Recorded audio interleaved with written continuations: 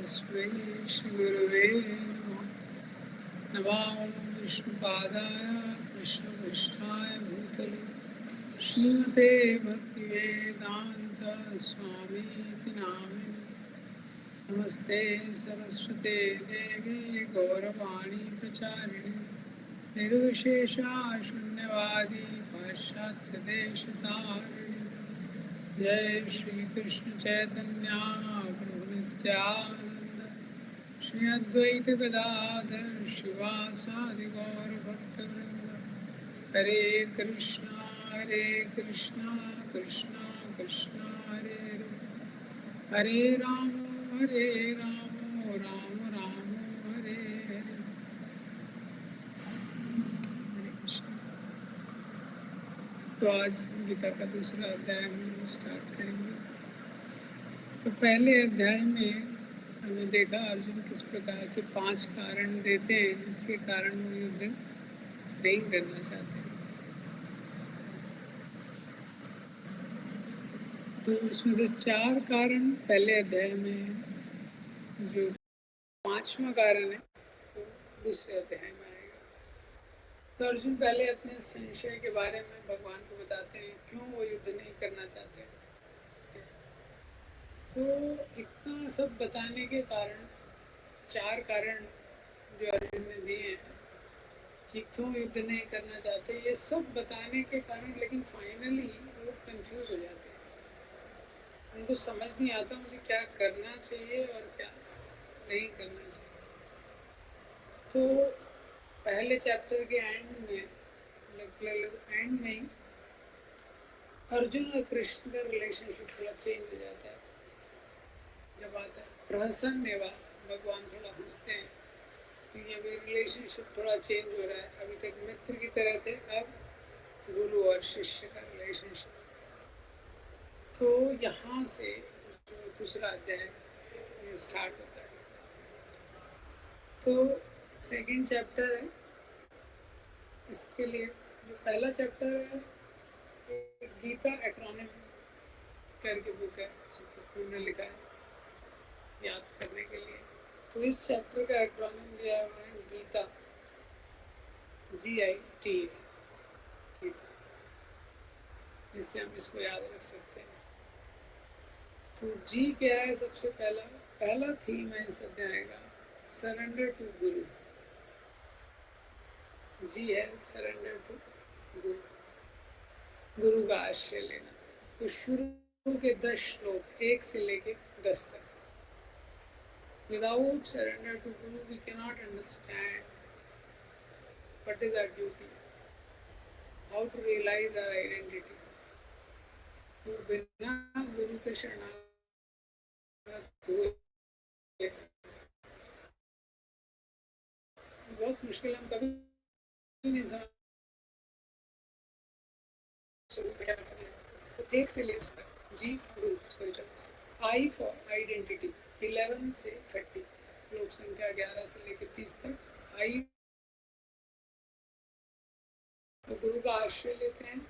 उसके बाद सबसे पहला ज्ञान जो हमको, सबसे फंडामेंटल ज्ञान, सबसे मूलभूत शिक्षा जो भगवान ने गीता में दी है कि हमें शरीर नहीं है, हम आत्मा है। आइडेंटिटी, क्योंकि जो हमारा आइडेंटिटी है उस आइडेंटिटी के अकॉर्डिंग हम लोग कार्य करते हैं। रोल, जो रोल है उसके अकॉर्डिंग व्यक्ति का गोल सेट होता है। अगर वो इंडियन है तो देशभक्त बनेगा, इंडिया के लिए कुछ करेगा। अगर वो होता है तो समाज के लिए कुछ करेगा। जब वो अपने आप को भगवान के दास के रूप में आइडेंटिफाई करता है तो भगवान की सेवा में कृष्ण नित्य दास। जब तक जीव ये उसको अंडरस्टैंडिंग नहीं आता है कि मैं भगवान कृष्ण का नित्य दास हूँ, तब तक उसका जो कॉन्फ्लिक्ट है, जैसे जो अर्जुन के साथ चल रहा है, वो कभी एंड नहीं होगा। क्यों?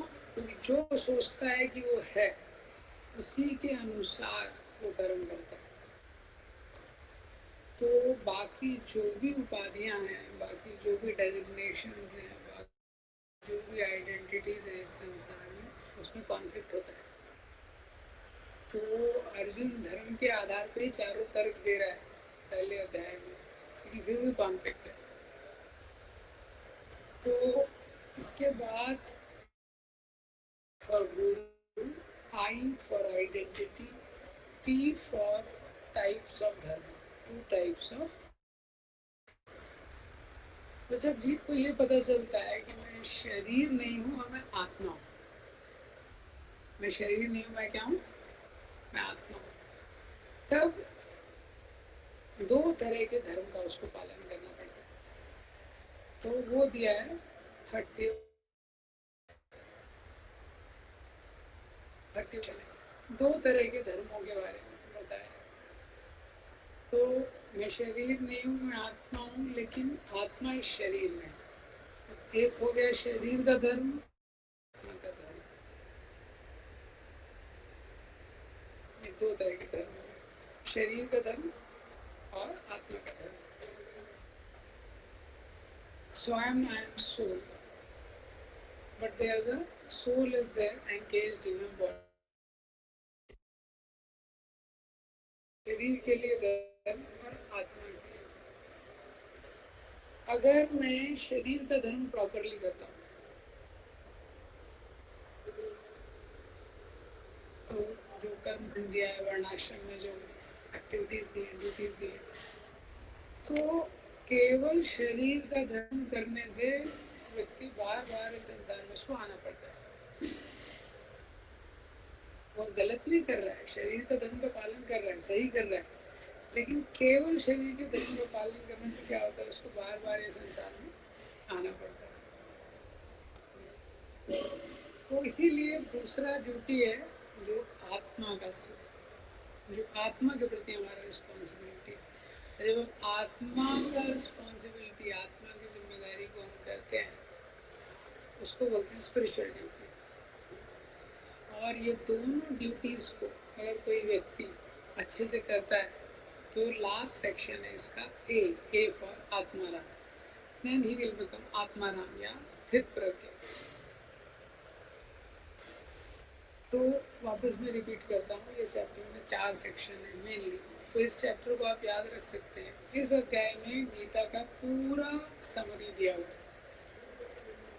पूरा गीता समराइज करके इस एक चैप्टर में दिया हुआ है। तो भगवान ने इसका एक्रोनिम है गीता, जी फॉर गुरु।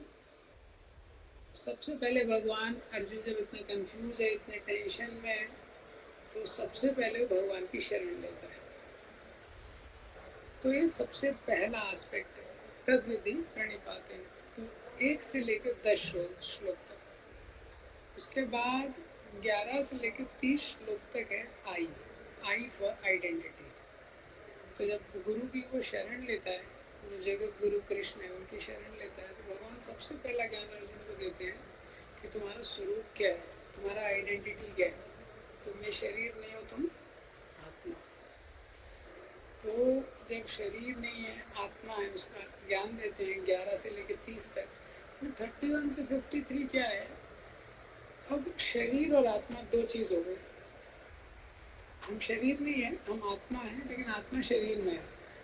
तो आत्मा के प्रति ड्यूटी और शरीर के प्रति ड्यूटी, ये 2 कर्तव्य हो गए। सो 31 से 53 में वो 2 ड्यूटीज़ के बारे में बताया। बॉडी का क्या ड्यूटी है, सोल का क्या ड्यूटी है, सोल के प्रति। और वो ड्यूटीज अगर कोई अच्छे से करेगा तो लास्ट ए फॉर आत्माराम, 54 से 72। आत्माराम मतलब स्थित प्रज्ञ। एक चीज होती है knowledge, to know I am not body, I am soul is one thing, to bring it into practice is another thing. एक होता है ज्ञान, एक होता है विज्ञान। तो जो दोनों जिम्मेदारियों को अच्छे से करेगा तो वो स्थित प्रज्ञ, उसको ये साक्षात्कार आएगा। तो 2.54 से 72 तक वो वाला सेक्शन है, ठीक है। तो इस प्रकार से भगवान ने पूरी गीता को समराइज कर दिया है। जो भी अर्जुन के 5 क्वेश्चन थे, उन 5 क्वेश्चन का आंसर भगवान इस अध्याय में दे देंगे। इसीलिए प्रभुपाद जी ने इसका नाम रखा है कंटेंट्स ऑफ गीता समराइज्ड। और और भी इस अध्याय के नाम है आत्मा अनात्मा विवेक योगा, वो भी हम लोग देखेंगे। लेकिन एक एक्रोनिम आप याद रखिए, इससे आपको ये चैप्टर याद रहेगा, GITA। पहला सेक्शन है जी for surrender to Guru, G for Guru, I for identity, T for two types of धर्म एंड A फॉर आत्मा। इससे आपको याद रहेगा। सबसे पहले गुरु का शरण लेना है। गुरु का शरण लेंगे तो बताएगा कि हमारा स्वरूप क्या है, हम शरीर नहीं है हम आत्मा है, इसका ज्ञान देगा। और जब हमको ये पता चलेगा हम शरीर नहीं है हम आत्मा है, तो हमारा एक और रिस्पॉन्सिबिलिटी बढ़ जाएगा। शरीर के प्रति भी कर्तव्य है और आत्मा के प्रति भी कर्तव्य बढ़ जाएगा। केवल शरीर का कर्तव्य करेंगे, कितना भी सफल होने के बावजूद इस संसार में बार बार आते रहना पड़ेगा। पुनरपि जननम पुनरपि मरणम पुनरपि जठरे जननी जठरे। इसीलिए हमको आत्मा के प्रति भी कर्तव्य करना है। और शरीर और आत्मा का कर्तव्य हम अच्छे से करेंगे तो रिजल्ट क्या होगा, वो आत्माराम। हमको ये थ्योरी जो है प्रैक्टिस में जब हम करेंगे तो स्थित प्रज्ञ हो जाएगा। तो इसका जो पहला सेक्शन है वो है, अर्जुन इतने सारे प्रश्न करने के बाद कंफ्यूज हो जाते हैं। इतने सारे प्रश्न करने के बाद कंफ्यूज हो जाते हैं, क्योंकि यही पहले चैप्टर का सबसे मुख्य लेसन है। पहला चैप्टर गीता का क्यों इम्पोर्टेंट है, क्योंकि प्रॉब्लम डेफिनेशन है। पहला चैप्टर इसीलिए इतना महत्वपूर्ण है, क्योंकि जब तक प्रॉब्लम क्लियर नहीं होगा आप सोल्यूशन व्यक्ति लेगा नहीं। कोई व्यक्ति डॉक्टर के पास जाता है लेकिन वो कन्विंस ही नहीं है बीमार हो। सो इंग्लिश में सेइंग है, no curing for a patient to believe himself in good health. आप उस पेशेंट को क्योर नहीं कर सकते हो जो कन्विंस है कि मेरी हेल्थ अच्छी है। इसी तरह है, अगर प्रॉब्लम ही नहीं है, प्रॉब्लम क्लियर नहीं है कि क्या सोल्यूशन नहीं दे सकते। तो पहला चैप्टर प्रॉब्लम को डिफाइन कर रहा है। प्रॉब्लम क्या है इस संसार में, जब तक व्यक्ति सेल्फिश तरीके से सोचता है तो उससे दो चीजें होती है, एक है फ्रस्ट्रेशन, दूसरा है inability to come to sound conclusions. इस संसार में जब भी हम अपने को केंद्र में रख के जीवन को व्यतीत करते हैं और हर चीज के बारे में चिंतन करते हैं तो उसका दो चीजें होती हैं, उसका दो निष्कर्ष होता है। वो क्या है, पहला फ्रस्ट्रेशन, जैसे अर्जुन फ्रस्ट्रेट हो गए, और दूसरा inability to come to sound conclusions. वो व्यक्ति कभी भी एक निष्कर्ष पे नहीं आ सकता कि मुझे क्या वास्तव में जीवन में करना चाहिए। वो इस निष्कर्ष पे नहीं आ पाता है अपने जीवन में। तो इसके बाद दूसरा चैप्टर स्टार्ट होता है, लेकिन हम सब इसी स्थिति में हैं संसार में। तो अगर हमारी ये स्थिति है तो हमारा कर्तव्य है कि एक एबल गुरु का हमको आश्रय लेना चाहिए। मैंने बताया था last time, friends and guides are two very important people in life. Friends and guides. Friends make life beautiful and guides make it meaningful. हमारे जो मित्र हैं और गाइड जो लाइफ को हमारे गाइड करते हैं, या जो गुरुजन है, ये दो बहुत महत्वपूर्ण है हमारे जीवन में, क्योंकि इनको हम चुनते हैं। तो अगर हम अच्छे मित्रों को चुनते हैं तो लाइफ में स्वीटनेस लेके आ जाते हैं, मधुरता आ जाती है। और अच्छे गाइड्स को चुनते हैं जो हमको अच्छे से निर्देशन दे सकते हैं शास्त्रों के आधार पर, तो लाइफ मीनिंगफुल हो जाती है। तो यहाँ पे अर्जुन ने बेस्ट गाइड और बेस्ट फ्रेंड को चुना। वो बेस्ट फ्रेंड भी है, बेस्ट गाइड भी है, जो कृष्ण है। Krishna is a best friend, is a best guide at a best place. भगवान सबसे अच्छे मित्र हैं, सबसे बेस्ट गुरु हैं, सबसे अच्छे स्थान पे हैं। सर्वस्य चाहम हृदय सन्निविष्ट। तो अर्जुन उनकी शरण लेते हैं, कृष्ण को शरणागत होते हैं। अर्जुन कृष्ण को बताते हैं क्यों वो युद्ध नहीं करना चाहते। तो जब वो कृष्ण को इस तरह से बताते हैं और अर्जुन को पूरी तरह शरणागत हो जाते हैं, तो 1 से लेके 10, 2.1 से 2.10 है ये जो सेक्शन है, इसमें 2.7 जो श्लोक आएगा, अभी मैं आपको आज ओवरव्यू बता रहा हूँ इस चैप्टर का। ये 2.7 जो श्लोक आएगा जहाँ पे अर्जुन भगवान को शरणागत होते हैं, बहुत ध्यान से इसका तात्पर्य पढ़िएगा। बहुत अच्छा तात्पर्य प्रभुपाद जी ने लिखा है। तो इस सेक्शन का मुख्य लेसन क्या है, जब किसी व्यक्ति को समझ में आ जाता है कि इस संसार में कोई आश्रय नहीं है, भौतिक संसार में, इस भौतिक संसार में कोई आश्रय नहीं है जो हमको सुरक्षा प्रदान कर सकता है, including our mind and intelligence. हमारा शारीरिक सामर्थ्य, हमारी बुद्धि, हमारा मन, कोई भी हमको पूरी तरह से सुरक्षा प्रदान नहीं कर सकता है। तब व्यक्ति क्या करता है, वो पूरी तरह से आश्रय लेता है एक स्पिरिचुअल अथॉरिटी का। उदाहरण आता है गजेंद्र का। गजेंद्र बहुत बड़े राजा थे, हाथियों के राजा थे, बहुत शक्तिशाली थे, बहुत सारे मंत्री थे, बहुत सारे सेवक थे। जस्ट यूं ही एक दिन घूमते हुए जा रहे थे, ऐसे ही पिकनिक मनाने, और विपदा पदम पदम यद विपदाम न तेषां। भौतिक संसार ऐसा है कि क्षण क्षण पे विपत्ति है इस संसार। कोई व्यक्ति बता नहीं सकता कब विपत्ति आएगी। और मगरमच्छ ने उनके पाँव को पकड़ लिया और उस समय उनको इतना कष्ट हुआ, भागवतम में उसका वर्णन है। राधानाथ महाराज ने एक लेक्चर दिया, आप लोग सुन सकते हैं, बहुत सुंदर लेक्चर, 40 मिनट्स का कुछ लेक्चर है, व्हाट सरेंडर मीन्स। इसको ऑन डिजायर ट्री पे डालेंगे तो आ जाएगा।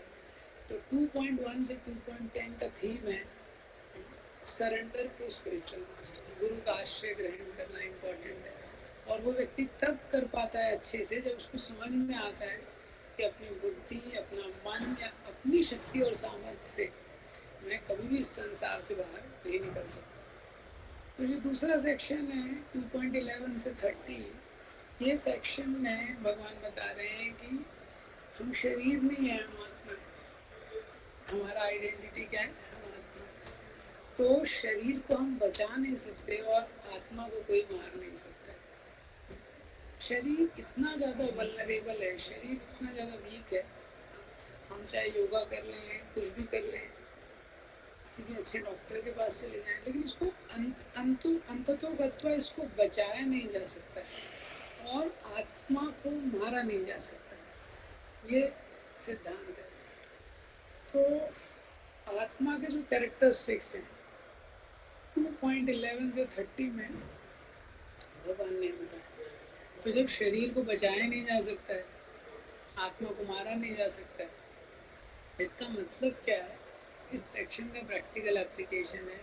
इस संसार में सुख दुख, मान अपमान, द्वंद्व, ये जो द्वंद्व है, हानि लाभ, जय पराजय, इसको सहन करते हुए आत्मा के प्रति जो हमारा कर्तव्य है वो हमको करते रहना चाहिए।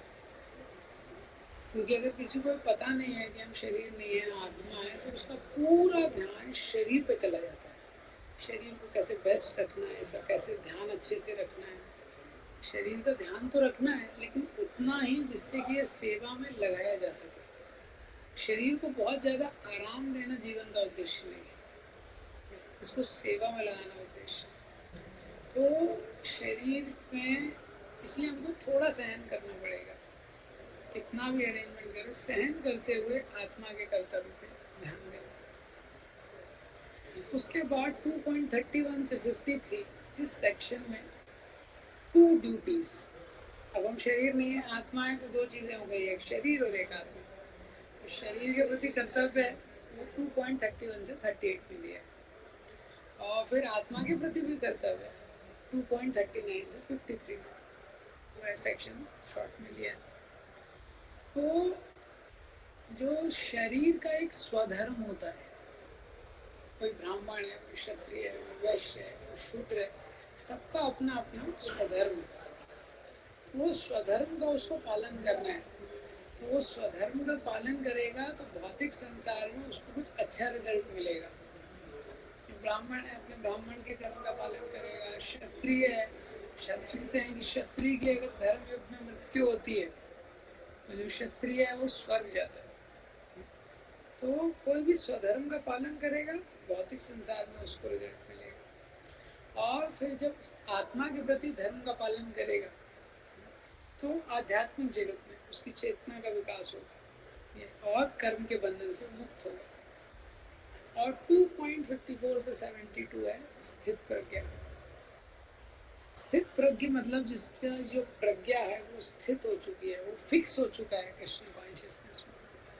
तो जब वो अपनी दोनों जिम्मेदारियों का अच्छे से निर्वाह करता है तो क्या होता है, वो कृष्ण कॉन्शियसनेस में फिक्स हो जाता है। जैसे व्यक्ति कृष्ण कॉन्शियसनेस में फिक्स होता है तो भौतिक संसार का उतार चढ़ाव उसको इतना प्रभावित नहीं करता है।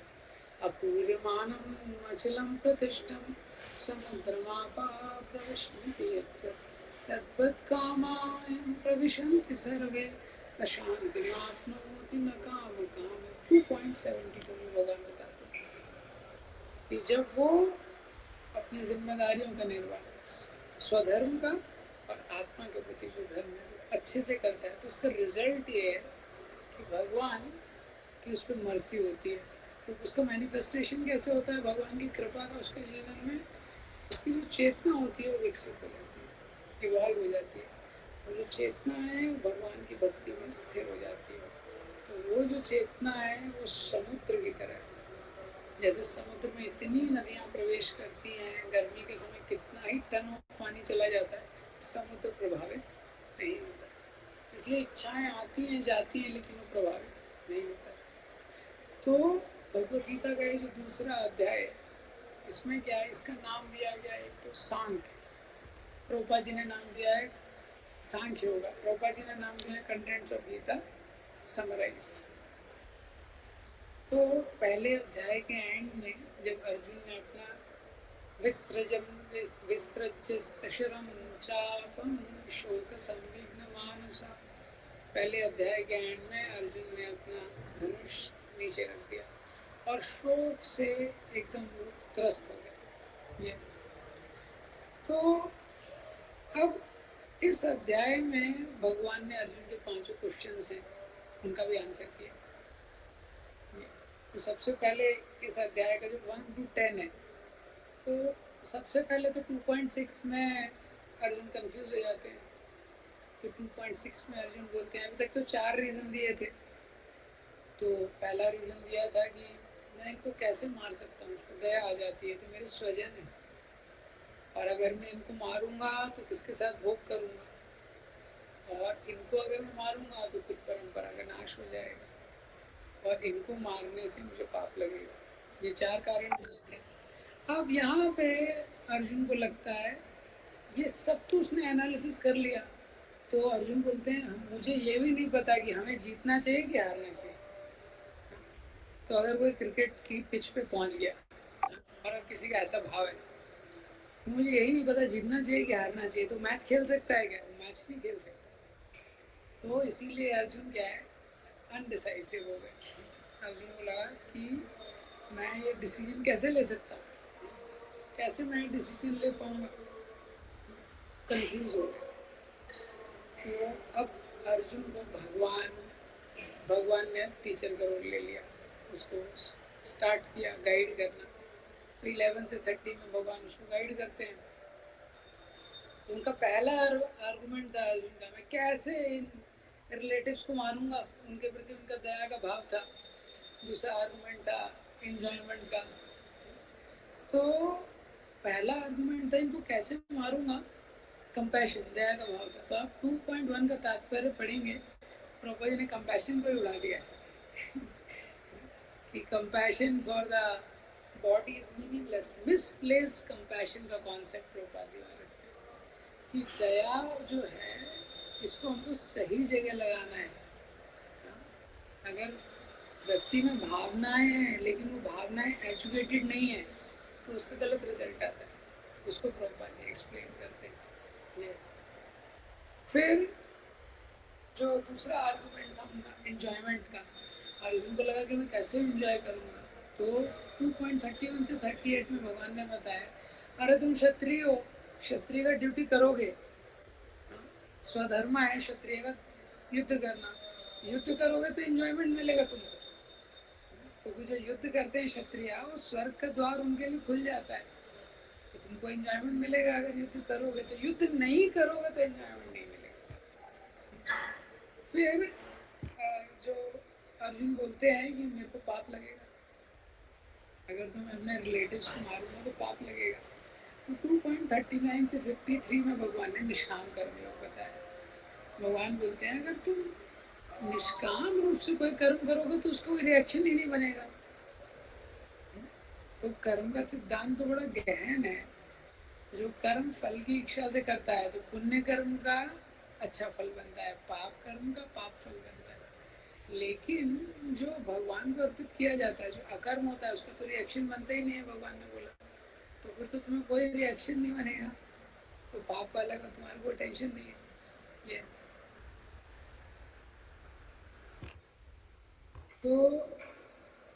तो यहाँ पे अर्जुन के जो 3 आर्गुमेंट हैं, compassion, enjoyment, fear of sinful reaction, ये भगवान ने आंसर कर दिया। अब इसके बाद जो उनका और एक आर्गुमेंट है कुल परंपरा का, और जो 5वां आर्गुमेंट है इनडिसीजन का, वो भगवान आगे आंसर करेंगे। अब जो इनडिसीजन का आर्गुमेंट है वो तो एंड में आंसर होगा, जब अर्जुन बोलेंगे कि नष्टो मोहा स्मृतिर्लब्धा करिष्ये वचनम तव, कि भगवान मेरा मोह नष्ट हो गया है और अब आप जो बोलेंगे वही मैं करने वाला हूँ, जो आप बोलेंगे वही मैं करूँगा। तो इस प्रकार से इस अध्याय में भगवान ने शॉर्ट में क्रैश कोर्स के रूप में सब कुछ अर्जुन को बता दिया।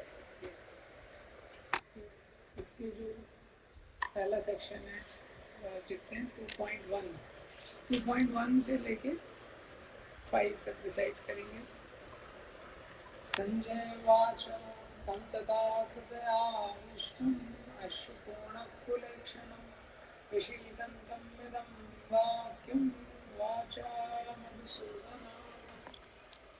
श्रीभगवानुवाच कुतस्त्वाकश्मलमिदं विस्मयसमुपस्थितम् अनार्जुष्टं मा स्वर्गम् आकीर्तिकरमर्जुन। क्लैब्यं मास्तमापाता नैतत्तमुपपद्यते क्षुद्रं हृदयदार्बल्यं तत्तोतिष्ठ परन्तप। अर्जुन उवाच कथं भीष्माहं साङ्ख्ये द्रोणं च मधुसूदन ईशुभिः प्रतियोत्स्यामि पूजारं हरिसूदन। गुरून् हत्वा हि महानुभावान् श्रेयो भोक्तुं भैक्षमपीह लोके हत्वा पितामहांश्च गुरूनिहैव मुञ्जीय भोगान् बुद्धिर्प्रतिज्ञाम्।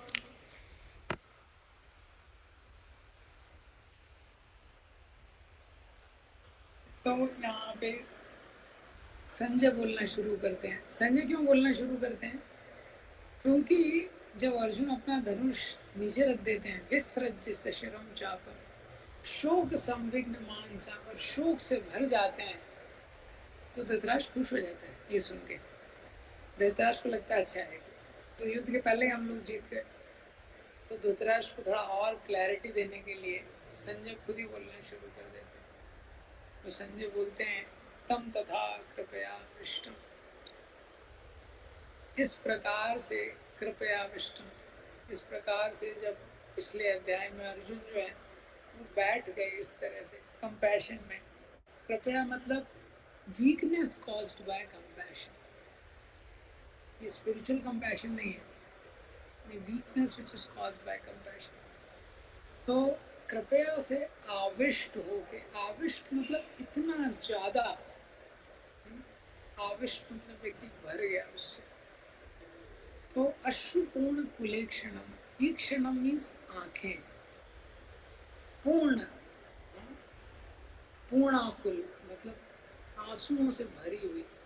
अश्रुपूर्ण कुल एक क्षणम मतलब आंखें। अर्जुन की आंखों में आंसू, इतने ज्यादा आंसुओं से भरी हुई थी आंखें।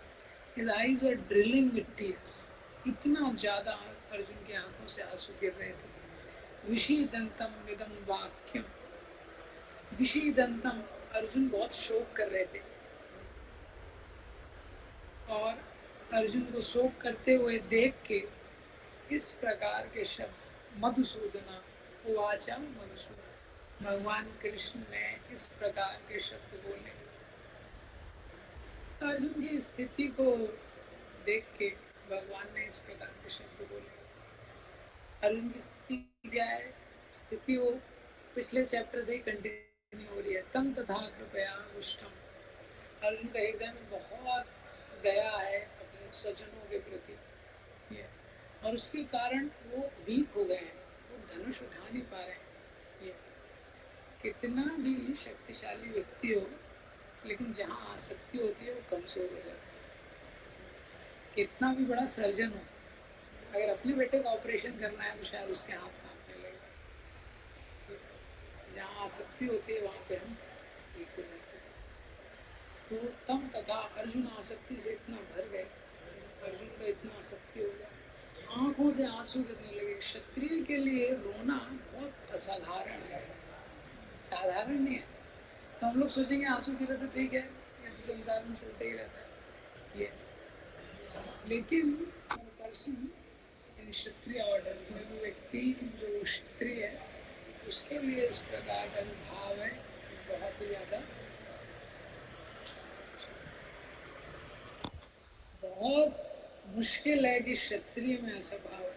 वो क्षत्रिय रोते नहीं है, वो इमोशनली बहुत स्ट्रांग रहते हैं। उदाहरण आता है कर्ण का। जब कर्ण है धनुर्विद्या के लिए वो परशुराम से सीखना चाहते थे अस्त्र विद्या, लेकिन परशुराम ने शपथ ली थी कि मैं केवल क्षत्रियों को सिखाऊंगा, ब्राह्मणों को कभी नहीं। वो ब्राह्मणों को सिखाऊंगा, क्षत्रियों को नहीं सिखाऊंगा। तो कर्ण तो क्षत्रिय थे, तो कर्ण वहाँ पे जाते हैं तो परशुराम ध्यान मुद्रा में बैठे होते हैं। तो ध्यान मुद्रा में बैठे होते हैं, कर्ण पास में जाके बैठ जाते हैं। तो एक जो बिच्छू होता है वो धीरे धीरे धीरे परशुराम की ओर जा रहा होता है। तो अब कर्ण सोचते हैं क्या करें, सोचते हैं अगर इसको मारूंगा तो आवाज़ होगी, परशुराम जी का ध्यान भंग हो जाएगा, और अगर इसको जाने दूंगा तो परशुराम जी को अभी डस लेगा ये, तो भी ठीक नहीं है। तो बिच्छू के ऊपर ऐसे हाथ रख देते हैं, बस ऐसे हाथ रख देते हैं बिच्छू के ऊपर। तो क्या होता है, बिच्छू को काट लेता है। बिच्छू इतने डंक मारता है कर्ण को, कर्ण के मुंह से चीं की भी आवाज नहीं होती है। कर्ण का जब रक्त गिरने लगता है, वो रक्त की धारा धीरे धीरे जाके परशुराम जी को टच करती है। जब वो धारा टच करती है वो उड़ जाते हैं समाधि से। तो देखते हैं कि तो ये क्षत्रियों का स्वभाव है, बहुत कष्ट वो सहन कर लेते हैं। जैसे कोई ब्राह्मण है वो शारीरिक तकलीफ सहन नहीं कर सकता है ज़्यादा, लेकिन क्षत्रियों में बहुत कष्ट सहन करने का शक्ति होता है। ऐसे अर्जुन की आंखों से बहुत आंसू गिर रहे हैं। इसका मतलब क्या है, शरीर की तकलीफ से ज़्यादा मन की तकलीफ होती है। जो व्यक्ति शरीर की तकलीफ भी सहन कर सकता है, लेकिन जब माइंड के ऊपर इमोशनली कुछ इशू आता है वो सहन नहीं कर सकता। शरीर के डिसीज से ज़्यादा, मेडिकल साइंस भी आपको बताएगा, माइंड के डिसीज ज़्यादा प्रॉब्लम क्रिएट करते हैं। जो मेंटल डिसीज होते हैं ज़्यादा सीरियस होते हैं। तो ऐसी स्थिति में लेमेंटेशन, विषीदंतम, अर्जुन बहुत शोक में है। तो भगवान ने इस प्रकार के शब्द अर्जुन से कहे। तो प्रभुपाद जी के तात्पर्य का पहला लाइन, भौतिक पदार्थों के प्रति करुणा, शोक तथा अश्रु, ये सब असली आत्मा को ना जानने के लक्षण है। What is the English? Material, very famous line. I think this is the one. एक famous है, प्रभुपाद जी बहुत famous 2-3 लाइन है इस तात्पर्य में। Compassion for the dress of drowning man is senseless. इसी उसमें आता है ना, इसी तात्पर्य में आता है। ये मेरे पास अभी हिंदी वाला है, हिंदी वाला तात्पर्य पढ़ रहा हूँ। तो पहली लाइन में प्रभुपाद जी लिखते हैं कि ये ignorance of the real self है, किसी व्यक्ति को पता नहीं है ये कि क्या आत्मा। तो इमोशंस इम्पॉर्टेंट है, लेकिन इमोशंस एजुकेटेड होने चाहिए। इसलिए material compassion, lamentation and tears are all signs of ignorance for the real self. Prabhupada ji बोलते हैं इस संसार में हम देखते हैं कि व्यक्ति की भावनाएं होती हैं। इसलिए 2 तरह के प्रॉब्लम है स्पिरिचुअल लाइफ में। उसमें से एक ये है जिसको बोलते हैं सहजियज्म। जब हम धर्म को बहुत सहज में ले लेते हैं, बहुत सारे लोग इंडिया में वो मंदिर में जाएंगे, उनकी आंखों से आंसू आने लगेंगे सडनली, और सुदामा का चरित्र बहुत सारे भागवत कथाकार करते हैं तो आंसुओं की अश्रुपूर्ण कलेक्शन हो जाता है, इतने आंसू गिरने लगते हैं। फिर वो कुछ होता है, मूवी देखते हैं और देखते हैं कि शाहरुख खान और वो काजोल सेपरेट हो रही है, तो फिर अश्रुपूर्ण कलेक्शन वापस चालू हो जाता है। फिर देखते हैं कि वर्ल्ड कप के फाइनल में इंडिया पाकिस्तान का इंडिया हार गई, फिर अश्रुपूर्ण कलेक्शन। तो इन भावनाओं में वो एक्चुअली गंभीरता नहीं है, ये इमोशंस एजुकेटेड नहीं। तो एजुकेटेड इमोशंस अलग होते हैं, तो आत्मा के स्तर पे। इसलिए धर्म की क्रियाओं को सहज में नहीं लेना चाहिए, इसलिए शुरू में विधि के बारे में बताया। प्रभुपाद जी तात्पर्य में लिखते हैं, डूबते हुए मनुष्य के वस्त्रों के लिए करुणा मूर्ता होगी। तो क्या है, केवल शरीर पे जो कंपैशन है, इस संसार में आप देखेंगे ज्यादातर लोग केवल शरीर के ऊपर करुणा करते हैं, वही करना चाहते हैं। आजकल आप देखेंगे माता पिता भी रहते हैं तो बोलते हैं हेल्थ कैसा है व्यक्ति का, तो हाँ शरीर का ध्यान रखना है, लेकिन उसके ऊपर चेतना कैसा है ज़्यादा चर्चा नहीं है। हाँ, छोटे से बच्चे को मोबाइल फोन दे दो, चेतना चेतना जो हो रहा है कोई दिक्कत नहीं, शरीर अच्छा रहना चाहिए, इसका हेल्थ अच्छा रहना चाहिए। वो हेल्थ से इंद्र तृप्ति करेगा और इंद्र तृप्ति करके पाप कर्म और इकट्ठा कर लेगा। हाँ, माता पिता के लिए भी प्रॉब्लम करेगा, खुद का लाइफ भी कंफ्यूज कर लेगा। तो जो जो सोल के प्रति हमारा जिम्मेदारी है बहुत इम्पोर्टेंट है। अभी हम लोग यहाँ पे गोरखपुर में अभी प्रेम प्रभु जी आए हुए हैं, प्रभु जी से मैं मीटिंग करवा रहा था कुछ डिवोटीज का, जो कांग्रेगेशन डिवोटीज। तो यहाँ पे माता जी हैं, काफ़ी बड़े ज्वेलर हैं यहाँ के, तो उनके हस्बैंड का रिसेंटली डेथ, तो डेथ होने के बाद सीरियस हो गए। उनके हस्बैंड का डेथ हो गया, माता जी का एज 65। उनकी जो डॉटर है वो भी पुणे में थी माता जी, और वो माता जी भी पुणे में, उनको पता चला था कृष्ण भावनामृत के बारे में, लेकिन तब गंभीर नहीं हुई थी। अब उन्होंने भी 16 माला स्टार्ट कर दिया। तो प्रभु जी पूछ रहे थे उनकी मदर से कि आप कितना माला करती हैं, तो वो अभी 32 माला करती हैं। उनकी मदर 65 एज है, मैं बहुत गंभीरता उनमें आ गई है, पति का मृत्यु हो गया है, उनको लग रहा है कितना समय मेरे पास है, बहुत कम समय है, उनका ऐसा फीलिंग है बहुत कम समय। 32 माला करती हैं, 16 अपने लिए, 16 अपने पति के लिए जो जिनका देहांत हो गया। तो प्रभु जी ने उनको बोला, प्रेमानंद प्रभु जी ने, this is the best service you can do for her, do for him, best service, ये सबसे उत्तम सेवा है जो आप उनके लिए कर सकते हैं। तो जो सोल का जो ड्यूटी है सोल के प्रति, वो बहुत इम्पोर्टेंट है।